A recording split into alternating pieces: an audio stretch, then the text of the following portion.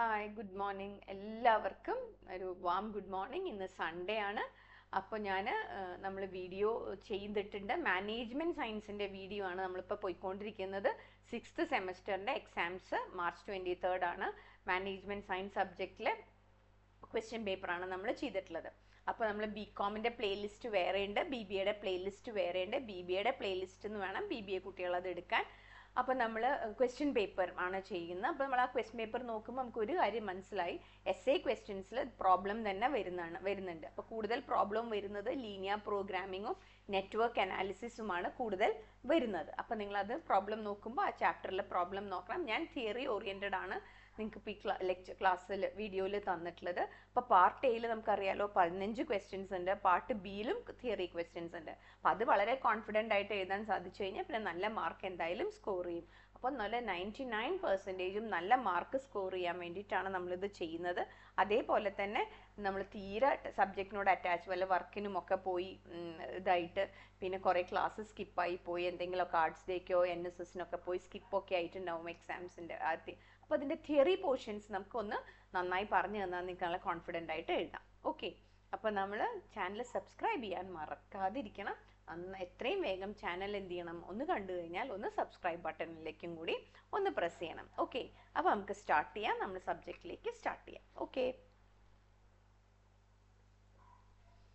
അപ്പോൾ നിങ്ങൾ സ്ക്രീനിൽ നോക്കിക്കോളൂ. നമ്മളിത് പാർട്ട് എയും പാർട്ട് ബിയിലത്തെയും ക്വസ്റ്റ്യൻസ് ആണ് നമ്മൾ ഇതിൽ എക്സ്പ്ലെയിൻ ചെയ്യുന്നത്. ഓക്കെ, ഇതിൽ first question, define operation research. ഓർമ്മയുണ്ടോ?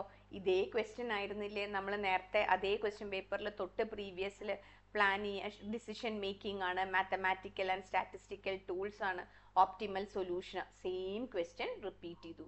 So next, what are the properties of linear programming problem? Linear programming പ്രോബ്ലത്തിൻ്റെ പ്രോപ്പർട്ടീസ് എന്തൊക്കെയാണെന്ന്. ലീനിയർ പ്രോഗ്രാമിങ്ങിൽ മാത്സിൻ്റെ മാത്തമാറ്റിക്കൽ മോഡലാണ്. ലീനിയർ പ്രോഗ്രാമിംഗ് മാത്തമാറ്റിക്കൽ മോഡലാണ്.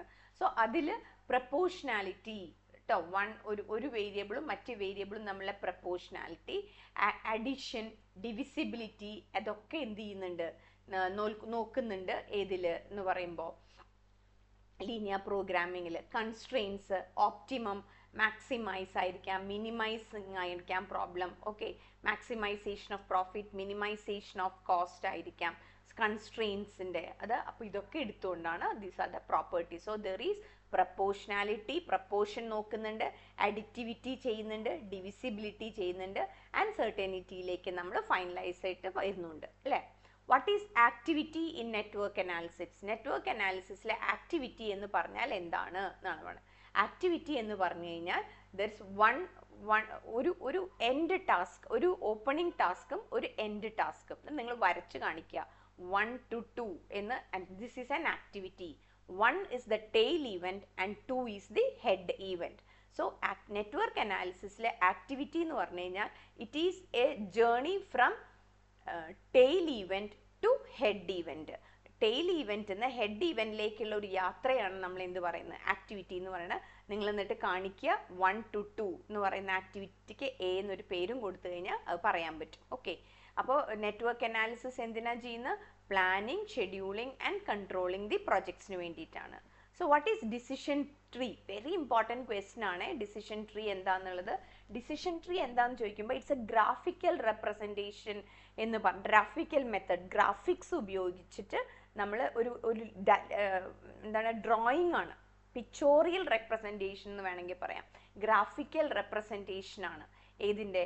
നമ്മുടെ മുമ്പിലുള്ള ഓൾട്ടർനേറ്റീവ് സൊല്യൂഷൻസ് നമുക്കുണ്ടെങ്കിൽ ആ സൊല്യൂഷൻസ് ഒക്കെ ഡയഗ്രമാറ്റിക്കലി നമ്മൾ റെപ്രസെൻറ്റ് ചെയ്ത് പ്രോബബിലിറ്റി അലോക്കേറ്റ് ചെയ്ത് നമ്മൾ ഫൈനൽ ഡിസിഷനിലേക്ക് ഔട്ട്കം കണ്ടുപിടിക്കുന്നതിനെയാണ് എന്ത് പറയുക, ഡിസിഷൻ ട്രീ ടെക്നീക്ക് എന്നാണ് അതിനെ പറയാം. ഓക്കെ, ദെൻ നെക്സ്റ്റ് ഫ്ലോട്ട് എന്താണ് എന്നുള്ളതാണ്. അതായത് നമുക്ക് ഷെഡ്യൂളിംഗ് ചെയ്യുന്ന സമയത്ത് what is float? It is related to network analysis.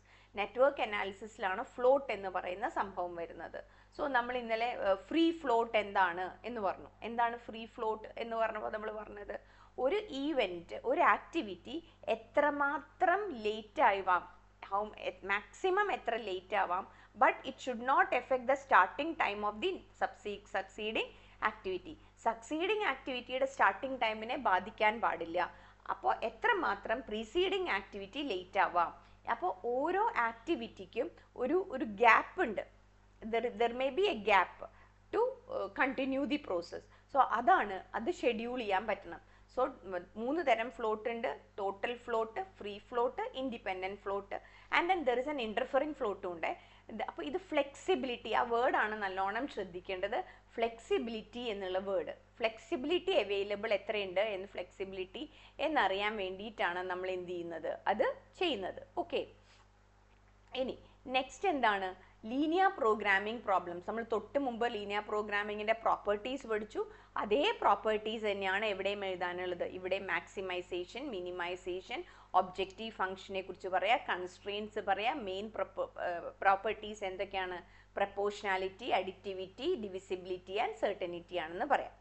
ഇനി what is feasible solution linear programming? നോക്കി നോക്കൂ, ഈ ക്വസ്റ്റ്യൻ പേപ്പറിൽ കൂടുതലും ലീനിയർ പ്രോഗ്രാമിംഗ് റിലേറ്റഡ് വരാൻ തുടങ്ങി എന്നുള്ളതാണ്. എന്താണ് ഫീസിബിൾ സൊല്യൂഷൻ? ഒരു സെറ്റ് ഓഫ് ഡിസിഷൻ വേരിയബിൾസ് തന്നു കഴിഞ്ഞാൽ, എല്ലാ കൺസ്ട്രെയിൻസിനെയും പ്ലോട്ട് ചെയ്ത് കഴിഞ്ഞാൽ, the probability of where the answer will fall, നമ്മുടെ ആൻസർ, അപ്പോൾ x1 x2 സൈമൾട്ടേനിയസ് ഇക്വേഷൻസ് ഉണ്ടാവും. ഓരോ കൺസ്ട്രെയിൻസിനും സൈമൾട്ടേനിയസ് ഇക്വേഷൻ ഉണ്ടാവും. ഓരോ ഇക്വേഷനെയും വരച്ചിട്ടുണ്ടാവും ഗ്രാഫിൽ. പക്ഷെ അത് കഴിഞ്ഞ് കഴിഞ്ഞാൽ നമ്മളൊരു ഭാഗം ഷെയ്ഡ് ചെയ്യും. ആ ഷെയ്ഡഡ് റീജിയനെയാണ് എന്ത് പറയുന്നത്? Feasible solution. It is the probable space where our answer would come and fall. നമ്മുടെ ഗ്രാഫിക്കൽ സൊല്യൂഷൻ്റെ ആൻസർ എവിടെ ആയിരിക്കും, ഏകദേശം ഏത് ഏരിയയിലായിരിക്കും എന്ന് കാണിക്കുന്ന റീജിയൻ ആണ് എന്ത്? ഫീസിബിൾ റീജിയൻ എന്ന് പറയുന്നത്. അതിൽ പറ്റാവുന്ന ഒരു ആൻസർ ഉണ്ടാവും, സെറ്റ് ഓഫ് വാല്യൂസ് കിട്ടും, അതാണ് ഫീസിബിൾ സൊല്യൂഷൻ എന്നുള്ളതാണ്. Okay, then what is optimization criteria എന്നുള്ളതാണ്. ഓപ്റ്റിമൈസേഷൻ ക്രൈറ്റീരിയ എന്ന് പറഞ്ഞാൽ to select the best solution by maximizing the profit or minimizing the cost. Rule എന്താണ്? ബെസ്റ്റ് ആൻസർ കിട്ടണം either by maximizing profit or minimizing cost എന്നുള്ളതാണ്. ഇനി saddle point എന്താണ്? Saddle പോയിന്റിന്റെ formula ഇത് ഗെയിം തിയറിയിൽ നിന്നാണ്. Maximin is equal to minimax. Saddle point is equal to, formula എഴുതുക, maximin is equal to minimax എന്ന് ഫോർമുല എഴുതുക. ഇനി അപ്പൊ എന്താണ് മാക്സിമിൻ? മാക്സിമിൻ എന്ന് പറഞ്ഞാൽ മിനിമം ഓഫ് കോളം മാക്സിമം. ഇനി എന്താണ് മിനിമാക്സ് എന്ന് പറഞ്ഞാൽ? മിനിമാക്സ് എന്ന് പറഞ്ഞാൽ മാക്സിമം ഓഫ് റോ മിനിമം എന്നുള്ളതാണ്. സോ വളരെ എളുപ്പമുള്ള ചാപ്റ്ററാണ്. ഡിസിഷൻ തിയറിയിൽ മാക്സിമിനും മിനിമാക്സും കാണുക, സാഡിൽ പോയിന്റ് കാണുക, വാല്യൂ ഓഫ് ദി ഗെയിമും കാണുക. ഓക്കെ, അപ്പോൾ ഗെയിം സാഡിൽ പോയിന്റ് നോട്ടിൽ നിങ്ങൾ ചെയ്തിട്ടുണ്ടാവും, അപ്പോൾ അതെടുത്തൊന്ന് നോക്കി നോക്കൂ എന്നുള്ളതാണ്. ഇനി next, what are the elements? Maximin is equal to minimax. അതാണ് സാഡിൽ പോയിന്റ്. ഇനി what are the elements of decision making? Decision making എടുക്കുമ്പോഴത്തെ എന്തൊക്കെയാണ് എന്നുള്ളതാണ്. ഡിസിഷൻ മേക്കിങ്ങിൽ ഒന്ന് എന്തൊക്കെ ഫാക്ടേഴ്സ് ആണ്? ഒന്ന് ഡിസിഷൻ മേക്കർ ഉണ്ടാവണം അല്ലേ. ഇപ്പം ഞാൻ ഇന്നലെ പറഞ്ഞു, ഇന്നലത്തെ വീഡിയോയിൽ ഞാൻ പറഞ്ഞിരുന്നു, 1 കോടി രൂപ കിട്ടി, എൻ്റെ മുമ്പിൽ 3 ഓപ്ഷൻസ് ആണ്. ഒന്നെങ്കിൽ ഫിക്സഡ് ഡെപ്പോസിറ്റ് ഇടാം, അല്ലെങ്കിൽ ചാനൽ ഒന്നും കൂടി ഇംപ്രൂവൈസ് ചെയ്യാം, അല്ലെങ്കിൽ ഒരു ട്യൂഷൻ സെൻറ്റർ തുടങ്ങാം. ഇങ്ങനെയായിരുന്നു. സോ ഇവിടെ ഒരു ഡിസിഷൻ മേക്കിങ്ങിൽ വരുന്ന എലമെൻറ്റ്സ് എന്തൊക്കെയാണ്? നമ്മൾ സ്റ്റെപ്സ് പറഞ്ഞു അല്ലേ. Identifying the problem, creating A model, പിന്നെ ഒരു സൊല്യൂഷൻ ഉണ്ടാക്കുക. Okay, then implementing and then analysing എന്നുള്ളത് നമ്മൾ സ്റ്റെപ്സുകൾ പറഞ്ഞു. സോ ഇതിൽ നമുക്കൊരു 3 ഓപ്ഷനാണ് ഉള്ളത്. ഇതിൽ 3 ഓപ്ഷനിൽ ഒരു എലമെന്റ് എന്ന് പറഞ്ഞാൽ ഞാൻ തന്നെയാണ്, ഡിസിഷൻ മേക്കറാണ്. ഇനി രണ്ടാമത്തെ ഒരു ഓപ്ഷൻ ഇങ്ങനത്തെ ഓൾട്ടർനേറ്റീവ്സ് കണ്ടുപിടിക്കുക എന്നുള്ളതാണ്. ആക്ഷൻ 1, ആക്ഷൻ 2, ആക്ഷൻ 3 എന്ന് പറയാം. മൂന്നാമത്തെ ഒരു എലമെന്റ് ആണ് സ്റ്റേറ്റ് ഓഫ് നേച്ചർ. അതായത് എനിക്ക് യാതൊരു ഡിസിഷൻ മേക്കർക്ക് ആ വേരിയബിളിൽ ഒരു കൺട്രോളും ഇല്ല, സ്റ്റേറ്റ് ഓഫ് നേച്ചർ എന്ന് പറഞ്ഞാൽ. കാരണം ഞാൻ ട്യൂഷൻ സെൻറ്റർ തുടങ്ങിയാൽ കുട്ടികൾ എത്രമാത്രം വരും, ഓക്കെ, അതേപോലെ തന്നെ ഇതിൻ്റെ ഡിമാൻഡ്, അപ്പോൾ ഇതൊന്നും എൻ്റെ കയ്യിലല്ല. ഇതൊന്നും എനിക്ക് ഡെലിവർ ചെയ്യാൻ പറ്റും, പക്ഷെ മാർക്കറ്റ് കണ്ടീഷൻസ്, ഇവിടെ വേറെ ട്യൂഷൻ സെൻറ്റേഴ്സ് ഉണ്ട്, ഇതിനേക്കാൾ വില കുറവായിരിക്കാം ചിലപ്പോൾ, അപ്പോൾ കുട്ടികൾ ഇങ്ങോട്ട് വരില്ല എന്നുള്ളതാണ്. പിന്നെ അവർക്ക് ഈ ആംബിയൻസ് ഇഷ്ടമായി എന്ന് വരില്ല, അത് ഡിമാൻഡാണ്. അപ്പോൾ ഡിമാൻഡ് എന്ന് പറയുന്ന ഒരു ഫംഗ്ഷൻ്റെ മുകളിൽ ഡിസിഷൻ മേക്കർക്ക് യാതൊരു കൺട്രോളും ഇല്ല. സോ അതിനെയാണ് എന്ത് പറയുക? The area where the decision maker has no control, external factors ആണ് അതൊക്കെ. അതിനെയാണ് എന്ത് പറയുക? സ്റ്റേറ്റ് ഓഫ് നേച്ചർ എന്ന് പറയുന്നത്. ഇപ്പം ഡിമാൻഡ്, അതേപോലെ തന്നെ ദ സബ്ജക്റ്റിൻ്റെ ഒരു ടെക്നിക്കാലിറ്റി ഉണ്ടാവും. എത്ര നമ്മൾ ഡെലിവർ ചെയ്താലും അതിനൊരു പരിധിയുണ്ട് ഭംഗിയായിട്ട് എടുക്കാൻ പറ്റുന്നത്. അതൊക്കെ എക്സ്റ്റേണൽ ഫാക്ടേഴ്സാണ്.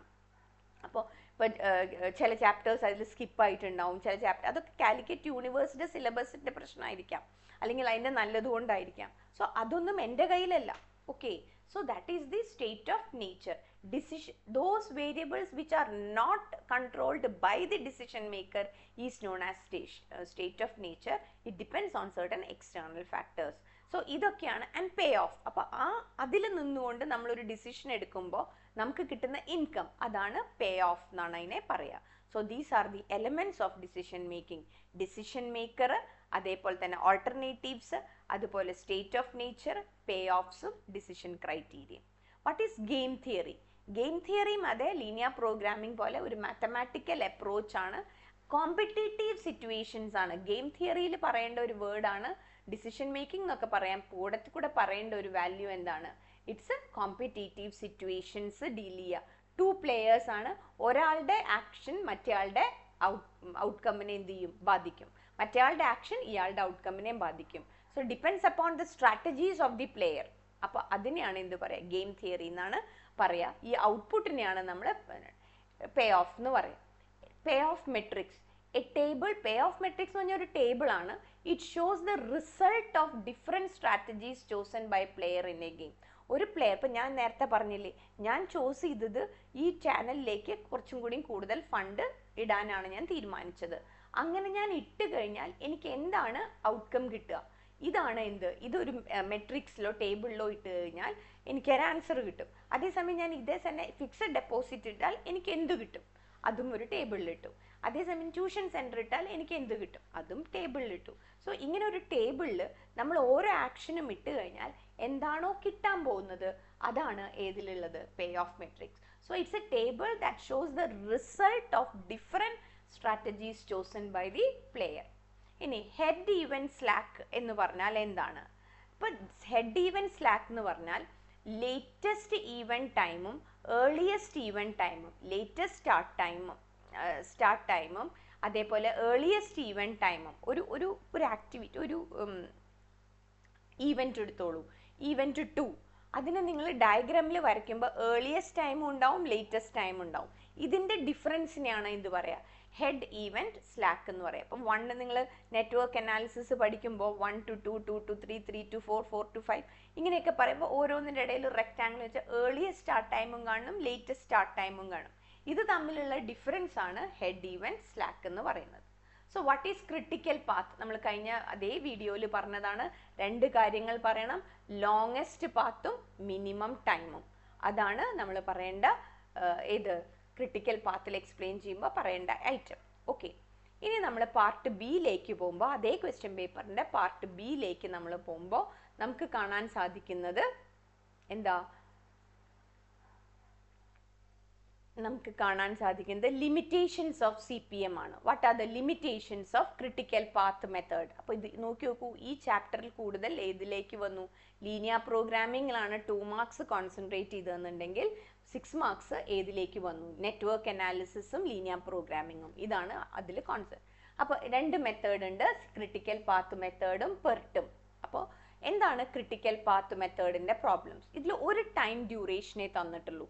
അതായത് there is no optimistic time, most probable time and pessimistic time. ഇതില്ല, ഒരു സിംഗിൾ ഫിക്സേഷൻ ആണ് നടന്നിട്ടുള്ളത് എന്നുള്ളതാണ്. അപ്പോൾ ആക്യുറസി ഭയങ്കര കൃത്യത ഉണ്ടാവണം, ഡാറ്റ കൊടുക്കുന്നതിൽ ആക്യുറസി കൂടുതൽ വരണം. പിന്നെ കോംപ്ലെക്സ് പ്രൊജക്ട്സിനൊക്കെ അതാണ് നല്ലത്. ഓക്കെ, പിന്നെ ഫ്രീക്വൻറ്റ് ചേഞ്ചസ് മേക്കിംഗ് അപ്ഡേഷനൊക്കെ ചെയ്യാൻ ഏറ്റവും നല്ലത് ഏതാണ്? ക്രിട്ടിക്കൽ പാത്ത് മെത്തേഡിൽ ഭയങ്കര ബുദ്ധിമുട്ടാണ്.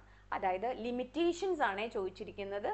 ഫിക്സഡ് ഒരു ടൈം ഡ്യൂറേഷനേ ഉള്ളൂ, മറ്റേതിൽ മോസ്റ്റ് ലൈക്ലി ടൈം ഉണ്ട്, പെസിമിസ്റ്റിക് ടൈം ഉണ്ട് എന്നുള്ളതാണ്. അപ്പോൾ അതിൽ കുറച്ചും കൂടി ആക്യുറസി കൂടും എന്നുള്ളതാണ്.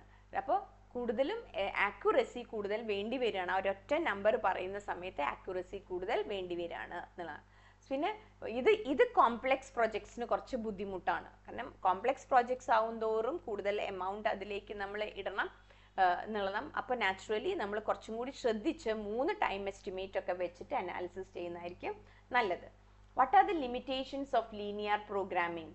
മാത്തമാറ്റിക്സ് ടൂളിൽ വരുന്ന എല്ലാ ലിമിറ്റേഷൻസും ഏതിൽ വരും? ലീനിയർ പ്രോഗ്രാമിംഗിൽ വരും. റിലേഷൻഷിപ്സ് തമ്മിൽ റിലേഷൻഷിപ്സ് ലീനിയർ റിലേഷൻഷിപ്സ് ആവണം. അതേപോലെ all parameters are assume to be known and constant ആയിരിക്കണം എന്നുള്ളതാണ്. പിന്നെ ഓൺലി വൺ ഒബ്ജക്റ്റീവ് ഫംഗ്ഷനെ ഹാൻഡിൽ ചെയ്യുള്ളൂ എന്നുള്ളതാണ്. ക്വാളിറ്റേറ്റീവ് ഫാക്ടേഴ്സ് ഇഗ്നോർഡ് ആണ്, അതൊക്കെയാണ് എന്നുള്ളതാണ്. ഡിസിഷൻ മേക്കിംഗ് അണ്ടർ അൺസർട്ടനിറ്റി ഏതൊക്കെ മെത്തേഡ്സ് ഉണ്ട്? Maximax, minimax, maximin, Laplace, Hurwicz. ഞാൻ പറഞ്ഞു ഇന്നലെ ഓരോ മെത്തേഡും ഇമ്പോർട്ടൻ്റ് ആണ്. അതിൽ നമ്മൾ മാക്സിമാക്സ് കാണുന്ന സമയത്ത് നമ്മൾ മാക്സിമം ഓഫ് ഓരോ കോളവും വരയ്ക്കുക, അതിലെ മാക്സിമം എടുക്കുക, അതിലത്തെ മാക്സിമം എടുക്കുക. മാക്സിമിൻ ചെയ്യുമ്പോൾ ഓരോ കോളത്തിലെ മിനിമം എടുക്കുക, എന്നിട്ട് അതിലത്തെ മാക്സിമം എടുക്കുക. റിഗ്രറ്റ് മിനിമാക്സ് വരയ്ക്കുമ്പോൾ ഓപ്പർച്യൂണിറ്റി ലോസ് ടേബിൾ വരയ്ക്കണം. അതേപോലെ തന്നെ പ്രോബബിലിസ്റ്റിക് മെത്തേഡാണ് ഹാർവിക്കും ലാപ്ലേസും. അതേപോലെ തന്നെ optimistic, pessimistic and most likely time എന്താണ് എന്നുള്ളതാണ്. പെർട്ടിലാണ് 3 ടൈം വാല്യൂസ് തരിക. ഓപ്റ്റിമിസ്റ്റിക് ടൈം എന്ന് പറഞ്ഞാൽ വളരെ വളരെ പോസിറ്റീവായിട്ട് ഒരു പ്രൊജക്റ്റിനെ നമ്മൾ കാണുകയാണ്. അതായത് 1 to 2 എന്നുള്ള ആക്ടിവിറ്റി ചെയ്യാൻ 2 ദിവസമേ വേണ്ടൂ, അത്രയേ ഉള്ളൂ. എല്ലാം ഉണ്ട്, എല്ലാം ഇവിടെ റെഡിയാണ്, പോസിറ്റീവ്. പക്ഷെ അതല്ല, അതിൻ്റെ ഇടയിൽ ഒരു ഹർത്താൽ വന്നാലോ, അതിൻ്റെ ഇടയിൽ ഈ ഗ്യാസിൻ്റെ ഇഷ്യൂസൊക്കെ കാരണം കൊണ്ട് വേറെ എന്തെങ്കിലുമൊക്കെ പെട്രോളിന് ഇഷ്യൂസ് വന്നു നിന്നാലോ, അപ്പോൾ പെസിമിസ്റ്റിക് ആയിട്ട് ചിന്തിക്കാം. അപ്പോൾ പറയാം നമ്മൾ 5 ദിവസം എടുക്കും, 2 പോരാ 5 ദിവസം എടുക്കും. ഇതിൻ്റെ ഇടയിൽ കിടക്കുന്ന ടൈമാണ് മോസ്റ്റ് ലൈക്ലി ടൈം എന്ന് പറയുന്നത്. അപ്പോൾ നമ്മൾ ഈ 3 ടൈം വാല്യൂം വെച്ചിട്ട് എക്സ്പെക്റ്റഡ് ടൈം കാണണം. എക്സ്പെക്റ്റഡ് ടൈമിൻ്റെ ഫോർമുല താഴെ വരിയിൽ കിടക്കേണ്ട T is equal to TO + 4TM + TP. കിട്ടുന്ന ആൻസറിനെ മൊത്തം ഏതുകൊണ്ട് ഡിവൈഡ് ചെയ്യണം? 6 കൊണ്ട് ഡിവൈഡ് ചെയ്യണം. So thank you. എല്ലാവർക്കും മനസ്സിലായെന്ന് തോന്നുന്നു. അത്യാവശ്യം നന്നായിട്ട് ഞാൻ ക്ലിയർ ചെയ്യാൻ പറ്റുന്ന പോലെ പറഞ്ഞിട്ടുണ്ട്. 1 ലൈൻ സെൻറ്റൻസസ് ആണല്ലോ എന്ന് പറഞ്ഞിട്ട് കാര്യമില്ല, അതൊക്കെ പോയിന്റുകളാക്കി കഴിഞ്ഞാൽ ഒന്ന് ഡെവലപ്പ് ചെയ്ത് എഴുതാൻ പറ്റും. സോ നന്നായി പഠിക്കുക. മാനേജ്മെൻറ്റ് സയൻസിൽ 2 ക്വസ്റ്റ്യൻ പേപ്പറിൽ പാർട്ട് എയും പാർട്ട് ബിയും ആണ് നമ്മൾ ചെയ്തിട്ടുള്ളത്. സോ ചാനൽ സബ്സ്ക്രൈബ് ചെയ്യാൻ മറക്കരുത്. ചാനൽ സബ്സ്ക്രൈബ് ചെയ്യണേ. അതേപോലെ തന്നെ ലൈക്കും വ്യൂസും നിങ്ങൾ വ്യൂ ചെയ്യണം. പ്രോബ്ലം ചെയ്യുന്ന തിയറി പഠിക്കുമ്പോഴും കയ്യിൽ ഒരു നോട്ട്ബുക്കും പെന്നും വെച്ച് എഴുതിപ്പോയാൽ വളരെ നന്നായിരിക്കും എന്നുള്ളതാണ്. സോ മറക്കാതെ ചാനൽ സബ്സ്ക്രൈബ് ചെയ്യണം പ്ലീസ്. Thank you.